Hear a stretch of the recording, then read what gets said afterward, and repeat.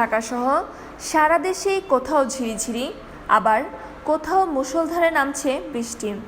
ঢাকার অনেক এলাকায় সৃষ্টি হয়েছে জলাবদ্ধতা। মাত্র 6 ঘন্টার বৃষ্টিতেই আবারও পানি নিচে রাজধানী। সকাল হতেই রাস্তায় নেমে দুর্ভোগে পড়েছেন হাজারো মানুষ। টানা ভারী বৃষ্টিতে রাজধানীর বিভিন্ন সড়ক জলমগ্ন হয়ে পড়েছে। জলাবদ্ধতায় দুর্ভোগে পড়েছেন অফিসগামী মানুষ, শিক্ষার্থী ও সাধারণ পথচারীরা। ভোগান্তিকে সঙ্গী করেই কেউ হাঁটছেন, কেউ রিকশায়, আবার কেউ বাস থেকে পানিতে নেমে গন্তব্যে পৌঁছানোর চেষ্টা করছেন।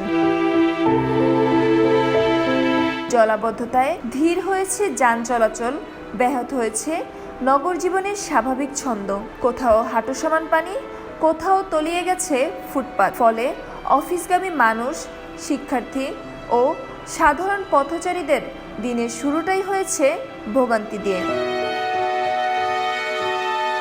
এদিকে টানা 7 দিন ধরে অঝোরে বৃষ্টি আর উপর থেকে নেমে আসা পাহাড়ি ঢল, সব মিলিয়ে বান্দরবানের অবস্থা এখন ভয়াবহ। সাঙ্গু নদীর পানি এত উপর দিয়ে বইছে যে জেলার 34টি ইউনিয়নের মধ্যে 29টি এখন পুরোপুরি পানির নিচে। 500-র বেশি পাড়ার ঘরবাড়ি ডুবে গিয়ে 1 লাখের বেশি মানুষ এখন চরম বিপদে। পরিস্থিতি এতটাই খারাপ যে জেলার 220টি আশ্রয় কেন্দ্রের মধ্যে একটিও খালি নেই। 8,500-এরও বেশি মানুষ ঘরবাড়ি ছেড়ে সেখানে আশ্রয় নিয়েছেন।